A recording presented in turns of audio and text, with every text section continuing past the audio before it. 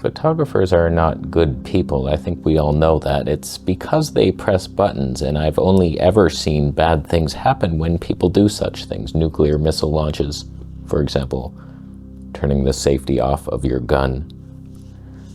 Photographers don't deserve to be amongst us, but if 5 of them sent me their photos, I'd take a look. All I want is the perfect camera. All I want is the perfect camera. If you must know. Ow.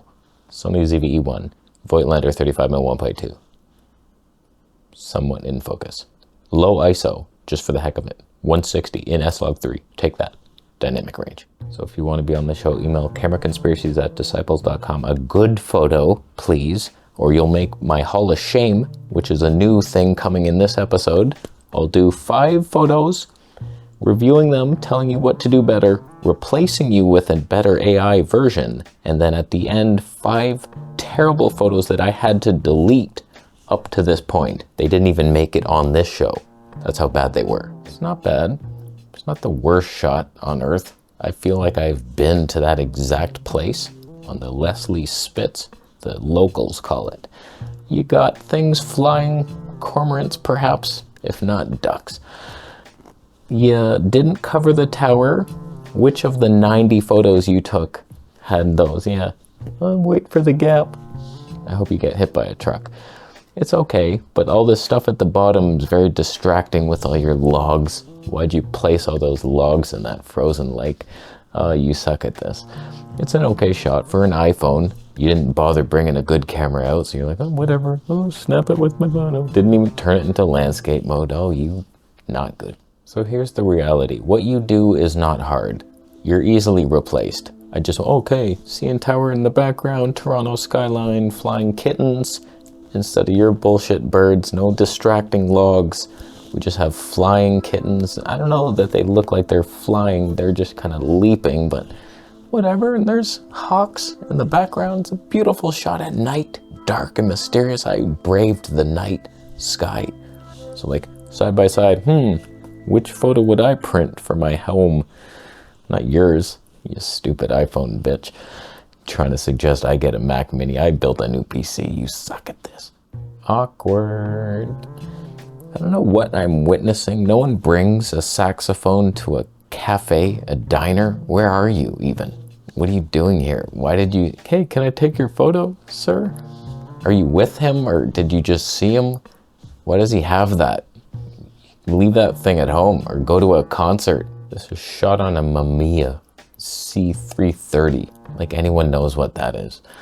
I get some of the awkwardest stuff, you film cameras in your medium formats. You're a freak, doesn't even do good video, I bet. Anyone can go to a diner and see a haunted lumberjack playing his saxophone, unlike your guy, who's just like, oh, maybe I'll play it later. This guy played for you. Even though it's raining in the diner, it could get wet. It's bad news. I don't know why people even go there. It's always raining in these photos. But like, he scares me. But I believe he would play a decent song, don't you? Red eyes, better than your shot. Medium format. Took me like 8 seconds to just type something in. Like, you've been replaced. You're no longer of use here. Okay, it's not the worst shot of our time. I like that it looks filmic. You're shooting on a Minolta. What are you even doing here? X700 Kodak film. Wow. That's why I saved it. It's like kind of cool. If you took this with a modern camera, that'd be the worst shot of our time. I couldn't tell if that was a penguin or a Thai worker in a rice field. There's no rice in the ocean, you dick.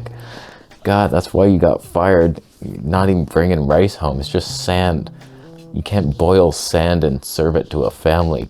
They're not going to survive the winter. Oh, you suck at this, but whatever. Pleasing film grain reminds me of a Nikon. Not that I've ever had Nikon noise in my photos. The problem you're having is I've replaced you with a better man in an ocean. He's also collecting rice in his little rice hat, and he's less Asian than I wanted him to be, but whatever. That happens, and he really went to work looking for rice in that ocean, and there's some at the bottom, I'm sure of it. And yeah, there's a couple planets in the background, Saturn, the One of them kind of lost its rings. He's escaping the rings. That's okay. You'll get him back one day. It's like a boomerang. Frisbee boomerang. He's getting rice for some family. Yeah, you're eating sand tonight. That's fine. It's better than your shot, though. At least there was something to look at. No, there's no film grain. I could have added it in post. Look at that. Come on. Oh, may God help us. Oh, help the animals. You can't read tarot cards to a dog. He's not going to understand the advice coming to him. It doesn't matter that he drew the swordsman in the clouds. He doesn't know what it means. He's never going to change his life because of this moment. You're blindfolded. He can't trust you. You're scamming him. Where's he going to get another coat? He just lost money. He could have bought shoes or something. You're scamming a dog. You belong in hell. Sony color science, of course. You can spot it immediately. Zero character to the image. Very flat and disgusting. A Sigma lens. Just the colors of it, though. It's like, that's a digital representation of what happened at this particular place. If you're gonna read tarot cards to a dog, do it right. Friggin', this is what would have really happened.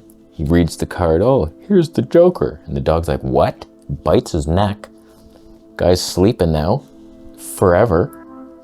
Meaning he's dead in a haunted house. Cards everywhere. Tables smashed. That's what all the little glass pieces might be. And strange artifacts on the floor. That's scary. That's something you're witnessing. Well, like, what happened there? Wow, you lied to a dog. My dog killed your friend. I think that's more worthy, huh? It's the better shot. Maybe just sell that camera. It's clinical, Sony. It's not terrible. I almost like it. There's almost 3D pop on that iPhone. I swear there is. iPhones have 3D pop. I can't even believe it. We got a little statue there, Jesus and Mary, some might say. And a little interesting composition. I like the colors, complementary. Got your cyan sky with the greens and then a darker tree, but brighter statue. It has some elements, does it not? Not bad. Composition, decent. Horizon, somewhat leveled, perhaps. You might even win this whole thing with that shot. Not even terrible. I mean, let's be real, it's no Jesus with Santa Claus standing on a mountain with flying alligators. Like, you came close to something good, but it's not quite the same. You can see where you went wrong. You don't have, like, egg omelets on the top of your mountain and weird mushroom rocks or pancakes, I can't really tell. A lot of alligators, some fly, some don't. Some aren't ready for it. They haven't left the nest.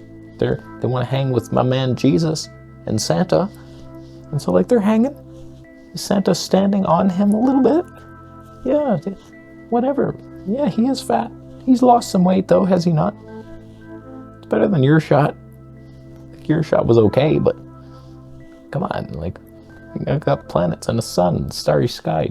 They're really high up there. How'd they even get up there? All right, before we get to the Hall of Shame entries that do not belong on our Earth, who won that episode? 5 of them. The geese, cormorants flying through the Toronto background, distracting logs, the saxophone guy at the diner who will never get a date, the old film camera with the penguin Thai man in the ocean collecting rice. I don't know about that. The lying tarot reader that tried to kill a dog. I don't know, man. I think it's pretty obvious. My reaction spilt the juice, if you know what I mean. That iPhone shot with the 3D pop out the yin-yang. It might be flat, but at least he tried. He went somewhere interesting, hid behind the scene. You could have went for a close-up of the statue, but you didn't. You did something. And now I will show you what I typically deal with when I'm going through your terrible emails. We're up to March, and I'm just like, why would you send that in? So we're going to feature you at the end of this episode and say, what the hell's wrong with you? Stop this. You have a moth on a flower with a thing. It's boring. It's like a loser shot that anybody could have got. You sicken me. What on earth even is this? Did you paint it with vomit? What is that? Nothing is ever in. This is like a negative. Your camera malfunctioned. Why are you doing this to me? No one cares about your cat with your phone. Your phone picture of your cat is bullshit. The person in the background doesn't need to be there. Do they even know you're taking a picture of them? It doesn't fit.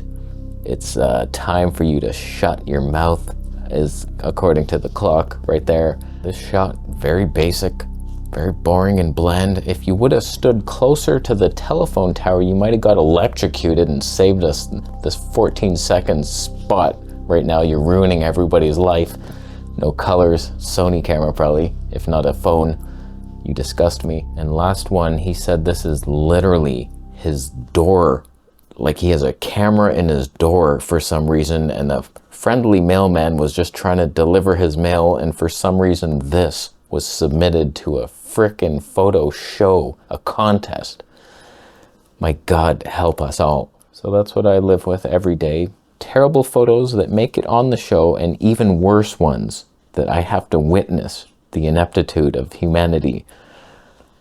It's painful, unlike Sony color science, when you're partly in focus on a Voigtlander lens and the tonne is with us. I helped you get better. Bitcoin is appreciated. Thank you for watching. What was your favorite shot? No one cares. Subscribe for more understanding.